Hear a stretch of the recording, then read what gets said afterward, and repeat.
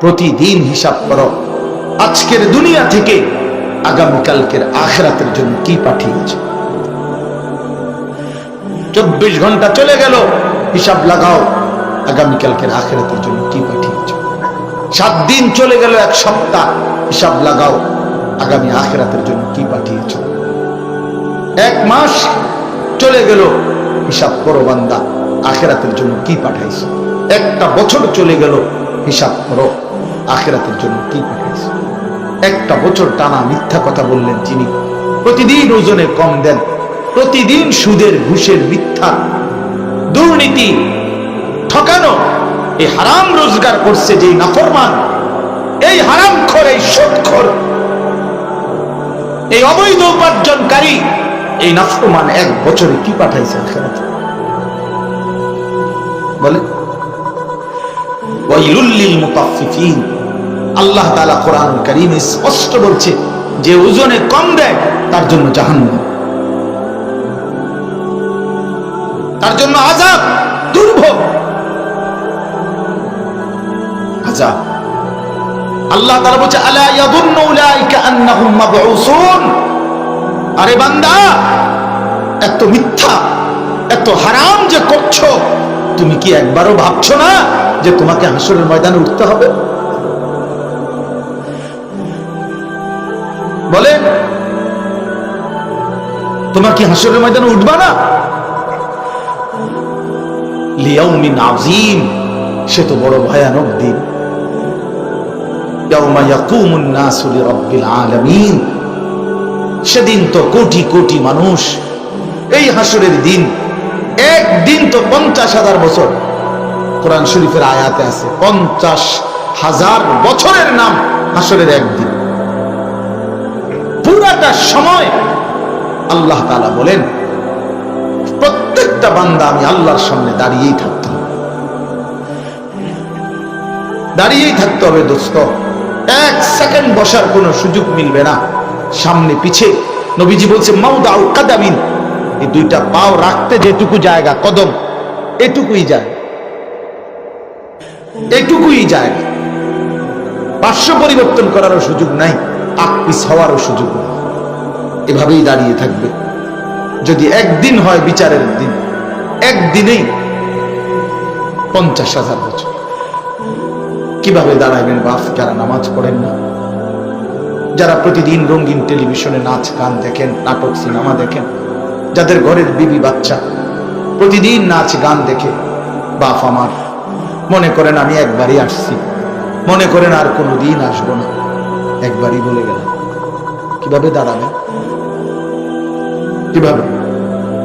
আল্লাহ জানতে চাইছে। কোরআন শরীফের একটা আয়াত আছে সূরা মুজাম্মিলে, আল্লাহ তাআলা আমার ব্যক্তিগতভাবে কলিজা ছিঁড়ে যায় এই কথা শুনলে। এই আয়াত আমার মাদ্রাসায় জোহরের পরে এই সূরা পড়ে প্রায় সব সময়, তো প্রায় সময় আমি শুনলে আমার খুব ভয় লাগে। কোরআন শরীফের এই আয়াতে আল্লাহ তাআলা বলছে ফাকাইফা তাত্তাকুনা ইন কাফারতুম ইয়াওমান ইয়াজআলুল বিলদানা শিবা। বড় ভয়ানক কথা আল্লাহ বলছে, বান্দা, এই বান্দা, তুমি যেভাবে দিবানিশি আমার নাফরমানি করছো, তুমি ওই হাসরের দিন কেমনে বাঁচবা বান্দা, যেই হাসরের দিনের পেরেশানি, অস্থিরতায়, কষ্টে একদিনেই কোলের বাচ্চা বুড়া হয়ে যাবে, বুড়া হয়ে যাবে। ফাকাইফা তাত্তাকুন, আরে বান্দা করছো কি? কি করছো তুমি? কেমনে বাঁচবা তুমি? কেমনে বাঁচবা? ছেলেরা তোমরা এই হাতের মোবাইলগুলো নামাও, নামাও, সবগুলো মোবাইল নামাও, হাতে হাতে যাদের মোবাইল নামাও, এমনি শোনো, আমার দিকে তাকায় শোনো। অসভ্যতা ছাড়ো, অসভ্যতা বন্ধ করো, এমনি শোনো। জিন্দিগির 24 ঘন্টাটাই মোবাইলটাকে নিয়ে ব্যস্ত। কোনো একটা সময় রাতের 3টা বাজুক আর 1টা বাজুক, কোন সময় ছেলেদের হাত থেকে মোবাইলটা নামতে রাজি। আহা, আফসোস এক জিন্দিগি, এক অসভ্য জিন্দিগি, এক লানতের জিন্দিগি। কি সংসার, কি বংশ! আলেম ওলামা, বয়স্ক মুরব্বী, দিনদার, মসজিদ, মাহফিল কিচ্ছু বাজবে না। তার কথা হলো আমি শুধু মোবাইলের সাথে, ডানে বামে কে দেখে, কি মনে করে, কে কি ভাবে, কিচ্ছু আমার দরকার নেই। আমি জীবনের এক মিশনেই আছি, আমি মোবাইল, এই ফেসবুক, এই ইউটিউব, এটাই আমার আব্বা, এটাই আমার জিন্দগি। অথচ আল্লাহর কসম মনে রাখো, তোমার এই দুই বাপ পৃথিবীতে থাকবে না। এই ফেসবুকের আব্বাও থাকবে না, ইউটিউবের বাপও থাকবে না, এগুলো থাকবে না। ফিতাওয়ালা ক্যাসেট পৃথিবীতে ছিল, এখন আর নাই। চ্যাপ্টা চ্যাপ্টা সিডি ক্যাসেট পৃথিবীতে ছিল, এর নাই। টেলিগ্রাফ ছিল, এখন আর নাই। ডাক পিয়নের চিঠির প্রচলন ছিল, এগুলো এখন নাই। এরকম অসংখ্য প্রযুক্তি, আধুনিকতার উপকরণ পৃথিবীতে ছিল, এখন আর নাই।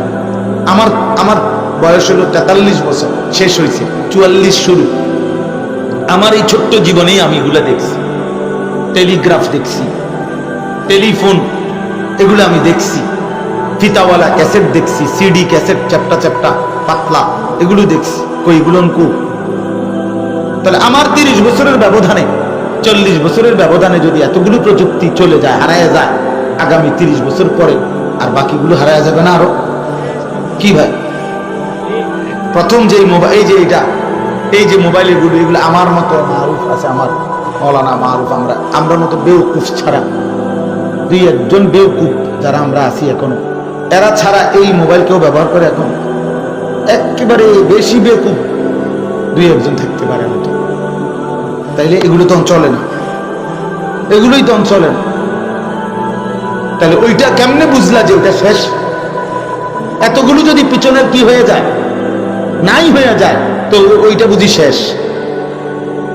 ওইটাও থাকবে না, ওইটাও থাকবে না।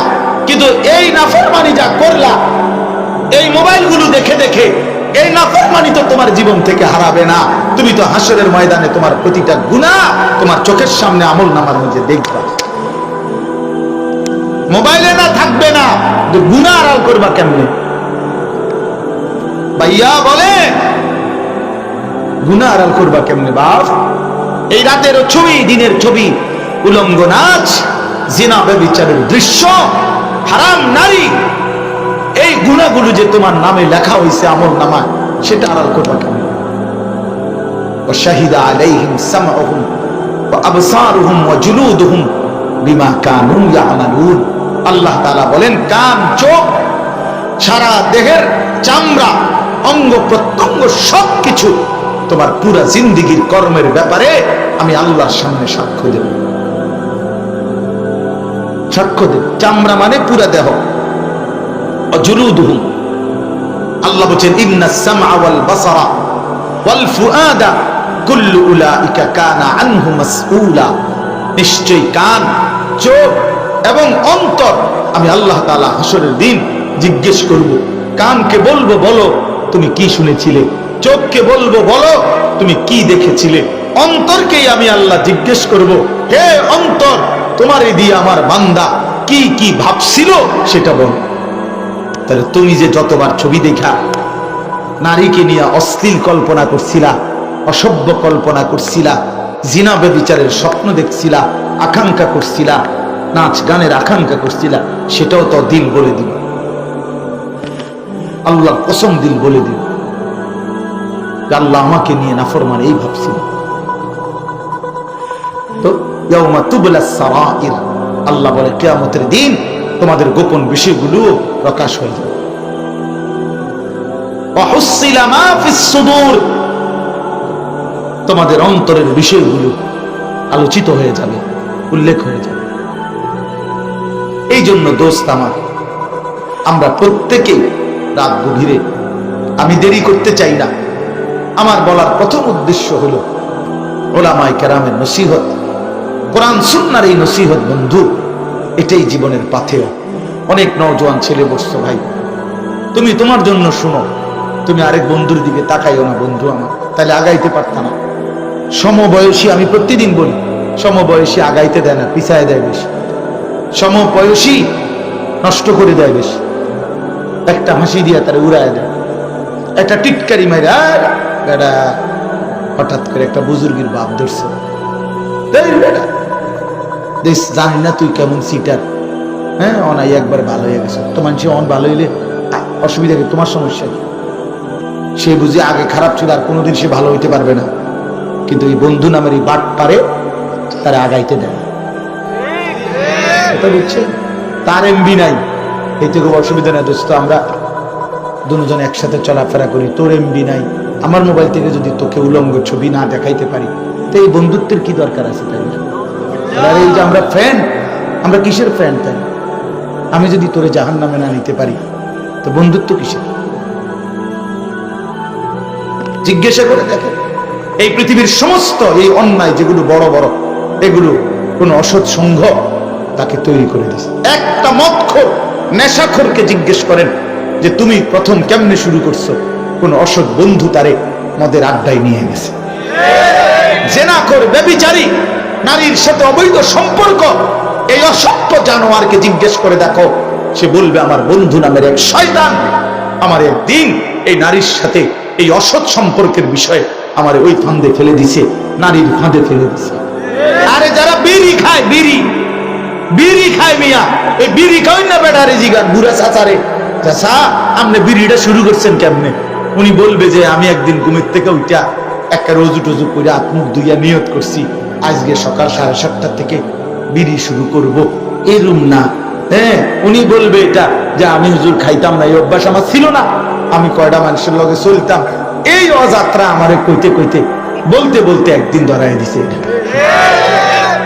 সঙ্গ, কথা বোঝেন নাই কি? কোন না কোন সঙ্গ, অসৎ সঙ্গ, সঙ্গ। আল্লাহ নবী সাল্লাল্লাহু আলাইহি ওয়াসাল্লাম বলেন, এটা বলছে আল মারউ আলা দীনি খালিলিহি ফালিয়ানজুর আহাদুকুম মান ইউখালিলু। নবীজি বলেন প্রত্যেক মানুষ বন্ধুর আচরণ দ্বারা প্রভাবিত হয়। ফালিয়ানজুর আহাদুকুম মান ইউখালিলু, অতএব লক্ষ্য রেখো, নবী বলছে বন্ধু লক্ষ্য রেখো কাকে বন্ধু বানাচ্ছ। খোদার কসম, আল্লাহ নবী বলছে 3টার সময় বাইরে তার লগে রাতের 11টা পর্যন্ত তার সাথে আড্ডা দিলা, 8 ঘন্টা একটা বার আসর মাগরিব এশা 3 ওয়াক্ত নামাজ গেল, এই নাফরমান তোমার বন্ধুর সাথে একটা বার বললো না যে দোস্ত নামাজ পড়বি না, এটা কিসের বন্ধু? বলেন এটা বন্ধু না, এটাই শয়তান। আরে এটাই শয়তান বেটা, তুই শয়তান তালাশ করো, এই যে তোর লগে আরে যে এইটাই শয়তান, শয়তান বেটা। আল্লাহ কোরআনে সব জায়গায় বলছে, আমি এটা বুঝছি, বুঝছো কোরআন শরীফে আল্লাহ নাই, এটা কেমনে কইলো যে শয়তান আমাদের আদুব্বুম মুবিন, কেমনে এটা তো আমি দেখি না। আল্লাহ বলছে শয়তান তোমাদের প্রকাশ্য শত্রু, তো প্রকাশ্য হইলে তো আমি দেখার কথা, তো প্রকাশ্য কই হেতে তো নাই। শয়তান আমাদের আড়ালে না, তাহলে বুঝা গেল প্রকাশ্য শত্রু মানে কি? এই যার উপরে সওয়ার হয় এইটাই শয়তান। গুনাহ যার উপরে সওয়ার হয় ওই শয়তান, ওই প্রকাশ্য শয়তান, এটাই শয়তান। শয়তান এদের ভিতরে আছে, তার উপরে সওয়ার হয়েছে। আল্লাহ রাসূল সাল্লাল্লাহু আলাইহি ওয়াসাল্লামের জন্য বলছে বান্দা যখন আল্লাহর জিকির করে শয়তান দূরে সরে যায়, বান্দা যখন আল্লাহ থেকে গাফেল হয় তো শয়তান ওয়াসওয়াসা দেয়। হ্যাঁ, ইযা যাকারাল্লাহ খানাসা ওয়া ইযা গাফালা ওয়াসওয়াসা, তখন ওয়াসওয়াসা দেয়, গাফেল হলেই ওয়াসওয়াসা দেয়। এই জন্য ভাইয়া আপনাদের কাছে বিনীত অনুরোধ, আমরা ভাবতে শিখেন, আপনারা নিজেরা ফিরতেই হবে, ছেলেকে ফেরাইতেই হবে, মেয়েকে ফেরাইতেই হবে। প্রিয় ছেলেরা তোমরাও নষ্ট হইও না বাবা, কিশোর বয়স, মাত্র উঠতি বয়স। আজ যদি তুমি চরিত্রহীন হও, আগামী 30 বছর তুমি কেমনে চলবে? 16 বছর বয়সে যদি তুমি নারীর ফান্দে পড়ে যাও, আগামীর এত লম্বা হায়াত আল্লাহ হায়াত দিলে কেমনে বাঁচবে বাবা? 18-20 বছর বয়সে, এত সুন্দর বয়স, শরীর স্বাস্থ্য যৌবন মাত্র শুরু, এই উঠতি বয়সে যদি তুমি নারী, ছবি, জেনা, বেবিচার, মদ, জুয়ার আড্ডায় ফাঁসা যাও, তো আগামী দিন তুমি বাঁচবা কেমন? আর তোমার সামনে যে প্রজন্ম আসবে তাদের কি হালাত হবে? এই ছেলেদের আগামী দিন আল্লাহ চাহে তো 10 বছর পরে, 20 বছর পরে আল্লাহ যদি হায়াত দেয় তো তোমরাও তো ভাইয়া বিবাহ করবা, তোমাদেরও তো আল্লাহ দিলে সন্তান হবে। তো তুমি যদি তোমার হায়াতের এই সুন্দর সময়টা নারী, ছবি এবং বেনামাজি, একটা সেজদা নাই কপালে, তোমার জীবনটা যদি এমন হয়, তো আগত তোমার পরের জেনারেশনের কি হালাত হবে? বলেন, ইনসাফ করে। আমার দাদারে তো আমি দেখছি পাঞ্জাবি টুপিওয়ালা, আমার আব্বারে দেখছি আমি পাঞ্জাবি টুপিওয়ালা, আমিও পাঞ্জাবি টুপিওয়ালা, আমার ছেলেও তো পাঞ্জাবি টুপিওয়ালা। তো পিছন থেকেই তো জেনারেশন সামনে আগায়। আমাদের এই পরিবার, এটা একটা চেইন না? ফ্যামিলি যেটা, এটা তো একটা চেইন। আমার দাদা, আমার বাবা আমার দাদার থেকে আদর্শ নিছে, আমার বাবা থেকে আমি নিছি, আমার থেকে আমার সন্তান নিছে আদর্শ। এটাকে একটা চেইন না? তো তাহলে আজকে বাবার সুরত চেহারার সাথে সন্তানের চাল চলন চেহারা সুরতের কোনো মিল নেই, কোনো মিল নেই। সে বাবার সামনে আসতেই চায় না, মার সামনে আসতেই চায় না, সারাক্ষণ বন্ধু নামের অসৎ দুষ্টদের সাথে আড্ডা দিতেই পছন্দ করে। মা বাপ ডাক দিলে ঘাড় পাক দেয়। তাহলে এত বড় অসভ্য কেমনে হল বলে? এই জন্য দয়া করে আপনাদের কাছে আমার অনুরোধ রইল, আপনারা নিজ নিজ বাবারা যারা আছেন, অভিভাবক, আপনারা আপনাদের স্ত্রী, সন্তান, ছেলে মেয়ের ঈমান, আমল, নামাজ, আখিরাত, আল্লাহর কসম, এদিকে ফিকির দেন। আপনারা ওই খাট পালন, সোফা, বিল্ডিং, দালান, এটা নিয়ে এত ব্যস্ত হইয়েন না। এটা ব্যস্ত হবে। আফসোসের বিষয়, একটা ছাদ ডালাই হবে, এই বেচারা ছাদটা ডালার দিন একটা লোক আলাদা রাখছে, একজন লোক, যে তুমি, তোমার দায়িত্ব হলো 4টা সুরকি, একটা সিমেন্ট, একটা বালু, যাতে ঠিক মতো দেয় ডালাইয়ের মেশিনে, তুমি শুধু হিসাব রাখবা। কারণ একটা বালু যদি কম হয়, একটা সুরকি যদি কম হয়, বিল্ডিংটা, ছাদটা দুর্বল হয়ে যাবে। তাহলে ছাদের জন্য এত বড় যত্ন নিল, এত কঠোর খেয়াল রাখলো, মনে 50 বার দেখছে একটা গুণা, ওই যে তার বান্ধে যে রডের গোড়ায় গোড়ায়, এগুলোর আপনারা গুণা করেননি না? কি করেন? গুণা। এইটা প্রত্যেকটা ধরে ধরে খেয়াল করছে যে একটা গুণাও যেন কম না হয়। ছোট ছোট ওই যে ব্লক, বুঝছেন, এটি তলে দিয়ে দেয় লোহার ব্লক, বরফ কয় না, এগুলো দিছে, সব দিতে, একটাও যাতে কমতি না হয়। ইঞ্জিনিয়ারে দেখছে, রাজমিস্ত্রির হেড যিনি, উনি দেখছে, বাড়িওয়ালা নিজে দেখছে, বারবার নজর। কেন?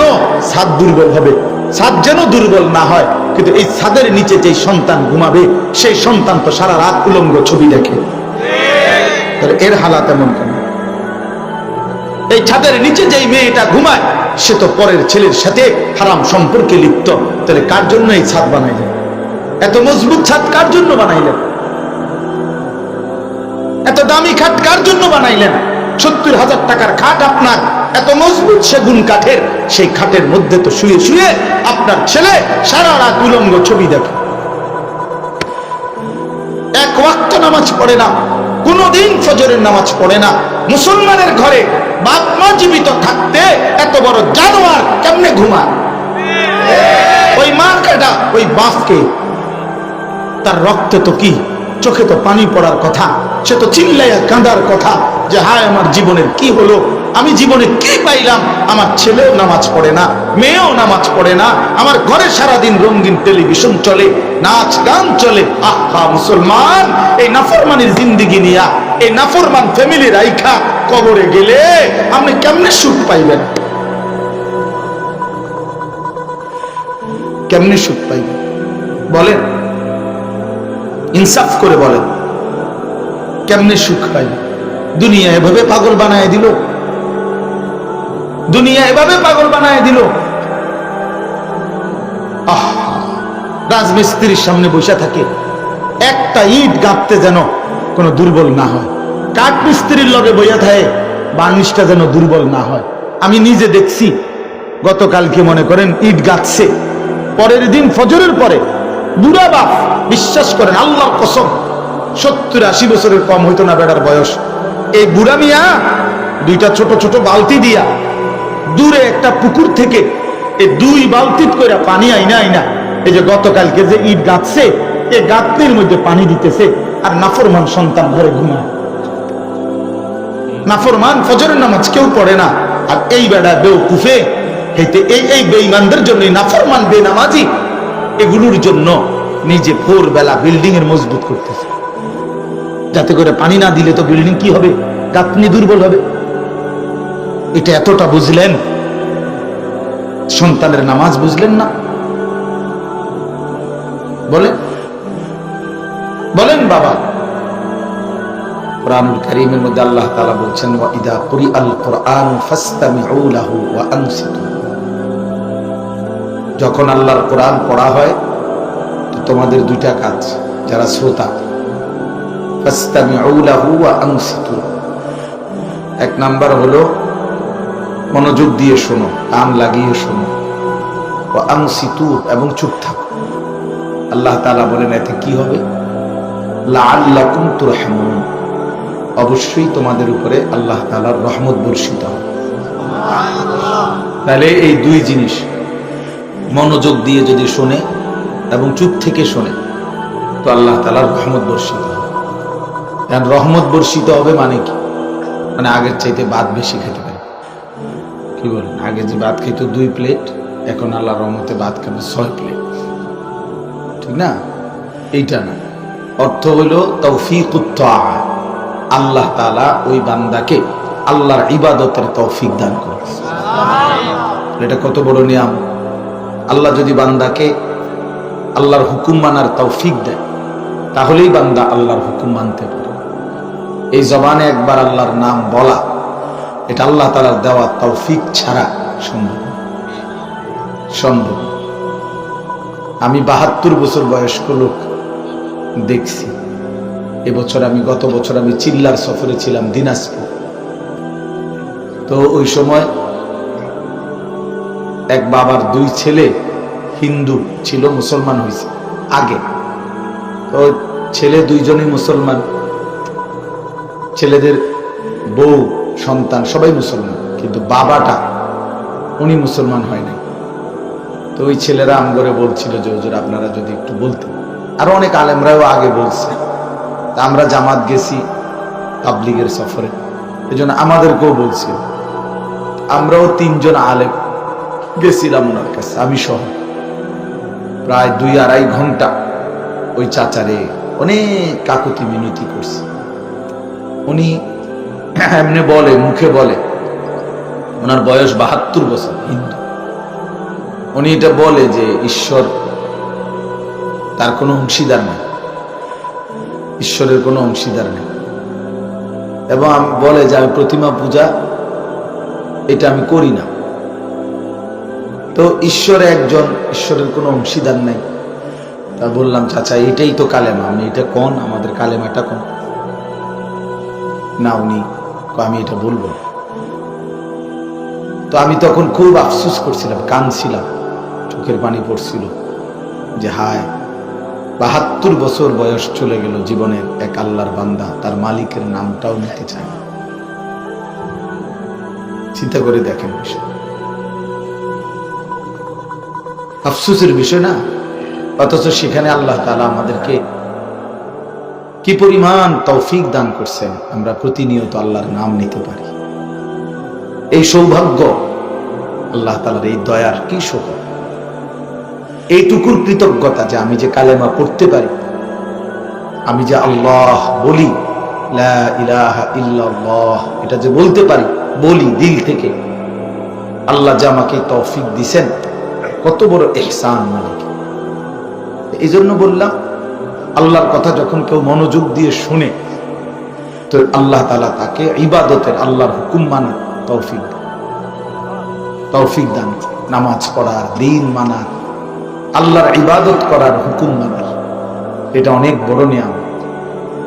হাদিসের মধ্যে আছে, আল্লাহর নবী সাল্লাল্লাহু আলাইহি ওয়াসাল্লাম প্রত্যেক নামাজের পরে একটা দোয়া 3 বার পড়তেন।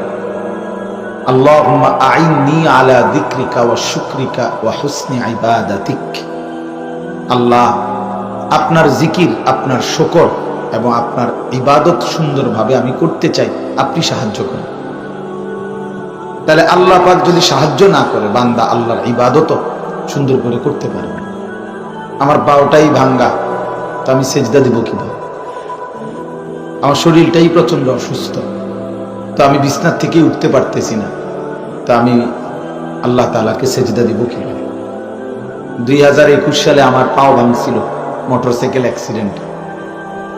আমি পিছনে বসা ছিলাম আমার এক ভাই বন্ধুর মোটরসাইকেল। তো প্রায় 6 মাসের বেশি হবে এই পাওটা লম্বা করে রাখতাম, সেজদা দিতে পারতাম না। ইশারা দিয়ে রুকু সেজদা দিতে হতো নামাজ পড়তে। সেজদা যে মাটিতে যেটা সেজদা ওটা দিতে পারতাম না। তো কত রাত আমি কাঁদছি, ব্যথা পাইতাম পায়ে তখন, আর শুধু কাঁদতাম এই কথার উপরে যে আল্লাহ আমি বুঝি আর জমিনে সেজদা দিতে পারবো না। আল্লাহর দয়ায় আল্লাহ তাআলা সুস্থ করছেন, তো পরে আবার সেজদা দিতে পারছি।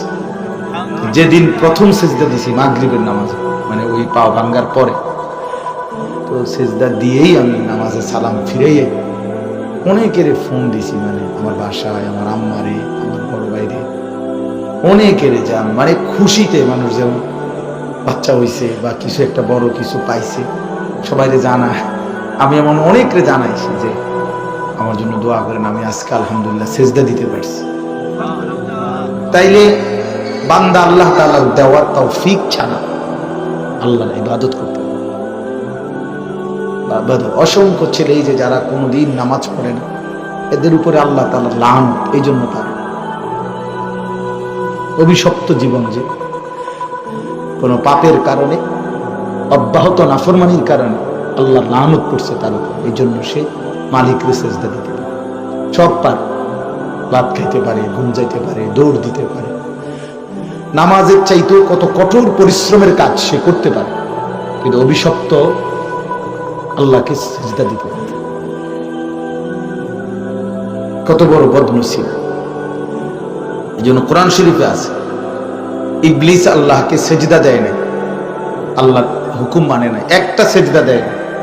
আল্লাহ তাআলা সাথে সাথে বলছে ওয়া ইন্না আলাইকাল লা'নাতা ইলা ইয়াউমিদ্দিন, সরাসরি কোরআনে আয়াত।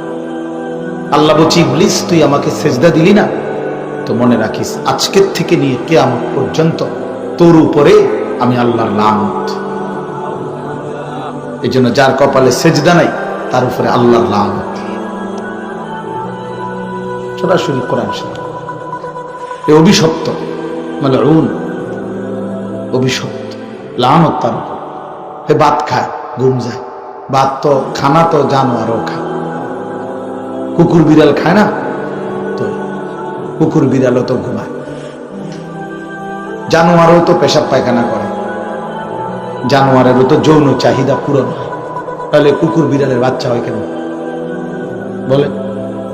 তাহলে জীবন মানে যদি শুধু ভাত আর ঘুম যাও আর যৌন চাহিদা পূরণ, পেশাব পায়খানা, এর নামই জিন্দিগি, তো জানোয়ারের সাথে তফাৎ কি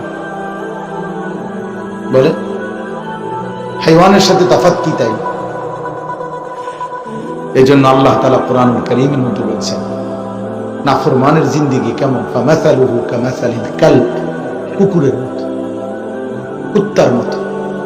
সরাসরি কোরআন শরীফের আয়াত, কামাসালিল কালব। আল্লাহ বলছেন নাফরমানের দৃষ্টান্ত কুত্তার মতো। ইন তাহমিল আলাইহি ইয়ালহাস আও তাতরুকহু ইয়ালহাস, কিছু পাইলেও জিহ্বা লম্বা করে, না পাইলেও জিহ্বা লম্বা।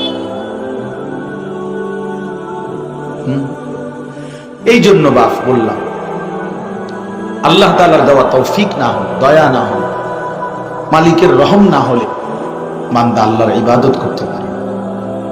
ভাত খাওয়া আর সেজদা দেওয়া প্রিয় বন্ধু এক কথা না। ছেলেরা তোমাদেরকেও বলো, তো মনে রাখো, তুমি ভাত খাইয়া ফুর্তি করতেছ, মোবাইল টিপতে পারতেছ, নারী দেখো, ছবি দেখো, নাচ দেখো, গান দেখো, মনে করছো তুমি বড় বড় বেশি মজা পাচ্ছ। না না, দুনিয়ার এই সমস্ত নাফরমানি, দুনিয়া ভোগ করা, এইটার আল্লাহকে সেজদা দেওয়া এক কথা না। এগুলো তো আল্লাহ তাআলা জানোয়ারেরও পূরণ করে, কুকুর বিড়ালেরও পূরণ করে, হিন্দু, বৌদ্ধ, ইহুদি, খ্রিস্টান, এদেরও আল্লাহ তাআলা দুনিয়াবি চাহিদা পূরণ করতেছে না? তো কুলু ওয়া তামাত্তাউ কালিলান ইন্নাকুম মুজরিমুন। আল্লাহ তাআলা বলেন কিছু সময়ের জন্য তোমরা দুনিয়া খাও এবং ভোগ করো, ইন্নাকুম মুজরিমুন, তবে মনে রেখো তোমরা কিন্তু পাপী। আমি কিন্তু ফিরে দেব, আমি বান্দা হিসাব নেব। ওয়াইলুন ইয়াউমাইযিল লিল মুকাদ্দিবিন, সেদিন আখিরাতে প্রতিটা মিথ্যাবাদী নাফরমানের জন্য রয়েছে জাহান্নাম। আজ খেয়ে যাও, আমি বাধা দেব না। আল্লাহ তাআলা বলছে, বান্দা এখন দুনিয়া খাও, ভাত মাছ চাল ডাল, রং তামাশা ফুর্তি করো, শুধু মনে রেখো পাপ গুনাহ ও চিরেই আমি আল্লাহ তাআলা ফয়সালা করব। ওয়াদারনি ওয়াল মুকাদ্দিবিনা উলিন নি'মাতি ওয়া মাহহিলহুম কালিলা ইন্না লাদাইনা আনকালাম ওয়া জাহিমা। আল্লাহ তাআলা বলেন, মিথ্যাবাদী নাফরমান বেঈমানের জন্য কিছু সময় দুনিয়াটা তারে ছেড়ে দেন। এটা যেন আমাদেরকে বলছে, নবীকে বলছে। আল্লাহ যেন ইমানদারকে বলছে, ইমানদার এই বাটপার সিটারে যে আমি খাওয়াইতেছি, মাইতো না থাক, কিছু কইব না, খা, অল্প কয়টা দিন দুগা ভাত খাইব, আর কিছু কইব না। এই যে সুদখোর, ঘুষখোর, হারামখোর, জিনাখোর, বেবিচারী, লম্পট, চরিত্রহীন, বেঈমান, পরে যে আমি দুনিয়া কদ্দুর খাওয়াইতেছি, থাক বান্দা কিছু কইও না, দেও একটু দাও, অল্প কয়টা ভাতে না খাইব আর কি, দেও এখন একটু সুযোগ দাও। তবে শুধু মনে রেখো, ইন্না লাদাইনা আনকালাম ওয়া জাহিমা, এই বেঈমানের জন্য আমি আখিরাতে রেডি রাখছি আগুনের শিকল এবং জাহান্নামের আগুন। আমি বুঝাই দেব, আমি বুঝাই দেব। ফাআমান যা গুসসাতিন ওয়া আযাবান আলীমা, কাঁটা যুক্ত খাবার রেখেছি জাহান্নামের, আর অত্যন্ত মর্মান্তিক পীড়াদায়ক যন্ত্রণাদায়ক আযাব রেখেছি। বলে বই এখন দাও মাধ্যম, অল্প কয়দিনের দুনিয়া। এই জন্য আল্লাহ তাআলা নাফরমানকে একটু বেশি ভোগ করতে দেয়, যেহেতু এখানে যে কিছু নেই, এখানে যে কিছুই নাই। হাদিসে আছে, আল্লাহ নবী সাল্লাল্লাহু আলাইহি সাল্লাম বলছেন, একদিন ডান হাতে স্বর্ণের টুকরা, বাম হাতে রেশমি কাপড় হাতে নিয়ে বলছেন, এই দুইটা আমার উম্মতের পুরুষদের জন্য হারাম। তো দুনিয়ায় এটা তারাই গ্রহণ করে যাদের আখিরাতে কোনো অংশ নেই। কোরআন শরীফে আছে, ওমিনান নাসি মান ইয়াকুলু রাব্বানা আতিনা ফিদ দুনিয়া হাসানা ওয়া মা লাহু ফিল আখিরাতি মিন খালাক। আল্লাহ বলে, কিছু মানুষ তো আছে এমন যারা শুধু বলে, আল্লাহ আমারে দুনিয়ায় এটা এটা এটা উত্তম, যা আমার পছন্দ দেন, সারাদিন চাই দুনিয়া। কিছু মানুষ আছে, হুজুর এই বিল্ডিংটার কাজ ধরছি, দোয়া করে, ইন্দিরা কিন্তু জমি কিনতেছি, কিন্তু দোয়া করে, বাজারে একখান দোকান ঘর ধরছি, দোয়া করে, ফোলাগা বিদেশ পাঠাইতে চাইতেছি, দোয়া করে, হ্যাঁ দোতলার ছাদ ডালাই, দোয়া করে, একটা মোটর সাইকেল কিনতাম চাইতেছি, একটু খাস করে, দোয়া করে, সারাদিন দুনিয়া, সব কিছুতেই দুনিয়া। আল্লাহ বলেন, তো মনে রেখো, আমা লাহু ফিল আখিরাতি মিন খালাক, আখিরাতে তার জন্য কোনো অংশ নেই, আখিরাতে তার জন্য কোনো অংশ নেই। ঠিক আছে, নাফরমান দুনিয়া নিয়ে নাও, দুনিয়া ভোগ করে নাও, দুনিয়া নিয়ে নাও, কোনো অসুবিধা নেই, কিন্তু আখিরাতে কিছু পাবে, আখিরাতে কিছু পাবে। এজন্য প্রিয় ভাই আমার, বাপ আমার, এটা বোঝা উচিত। আল্লাহর কথা আমি এটাই বলতেছিলাম, আমার একজনের ওয়াজ না, বরং উলামায়ে কেরামের প্রত্যেকের নসিহত, শুক্রবারে জুমার নামাজের ইমাম সাহেবের বয়ান এবং এই সমস্ত ওয়াজ মাহফিলের মধ্যে উলামাদের একেবারে সে আসর থেকে যারা বলে, সকলের ওয়াজ নসিহত দিল দিয়ে, মনোযোগ দিয়ে গ্রহণ করার মানসিকতা নিয়ে শোনা উচিত। এই বরকতে আল্লাহ তাআলা আপনাকে আমলের তৌফিক দেন। অমনোযোগী, গাফেল, ফালতু, তার জীবনেও কখনো পরিবর্তন হয়। গাফেল চিরবঞ্চিত, যে গাফেল। কোরআন শরীফে আছে, যত লোক জাহান্নামী হবে, আল্লাহ তাআলা বলছেন সমস্ত জাহান্নামীর একত্রে পরিচয় কি? উলাইকা হুমুল গাফিলুন। আল্লাহ বলে সমস্ত জাহান্নামীর সম্মিলিত পরিচয় হলো এরা সকলেই গাফেল। কাফের সেও গাফেল, মুশরিক সেও গাফেল, মুনাফিক সেও গাফেল, বিদআতি সেও গাফেল, সমস্ত ফাসিক পাপী সেও গাফেল। মূলত গাফেল, গাফলতের কারণে বরবাদ হয়েছে। এই জন্য গাফলত, খামখেয়ালি আর কি।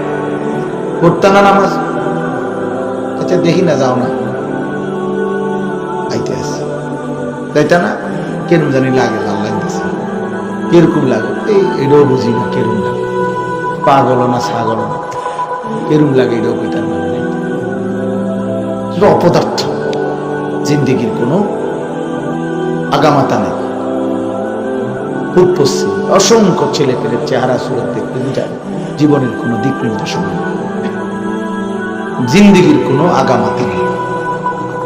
নিজের মতো হাসে, নিজের মতো সাজে, নিজের মতো চুল রাখে, নিজের মতো জামা পরে, সারাদিন সারা রাত এই মোবাইল, নারী, ছবি, জিনা, ব্যভিচার, উলঙ্গ দৃশ্য। মাও নাই, বাপও নাই, বংশও নাই, ধর্মও নাই, আল্লাহও নাই, রসুলও নাই, কোরআনও নাই, ইসলাম নাই, কিচ্ছু নাই। জানোয়ারের কাছে শুধু একটা মোবাইল আর সে খালাস, আর কিচ্ছু না। এটাই তার পুঁজি, এটাই তার জীবন, এটাই রাত, এটাই দিন। হাসে, কান্দে, সমস্ত কিছু দুনিয়ার অনুভূতি, সব কিছুর চিন্তা, সব কিছু লালন করে মোবাইল থেকে। এটা কোনো জীবন না, বাবা, এটা পশুর জীবন ছাড়া, জানোয়ারের জীবন ছাড়া অন্য কারো জীবন হতে পারে। কোরআন শরীফে স্পষ্ট আছে, আল্লাহ তাআলা বলছেন যে নিজের ইচ্ছে মতো চলে, নিজের ইচ্ছাকে যে নিজের খোদা বানায়, আল্লাহর কসম আল্লাহ বলছে ইন হুম ইল্লা কাল আনআম, তার পরিচয় আর কিছুই নয়, শুধুই জানোয়ার।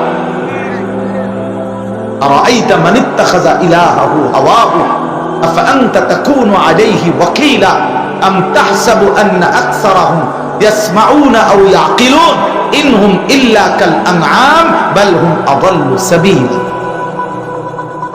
এই যে কোরআন শরীফের আয়াত, আল্লাহ বলছে এটা জানোয়ার, শুধুই জানোয়ার, শুধুই জানোয়ার, শুধুই জানোয়ার।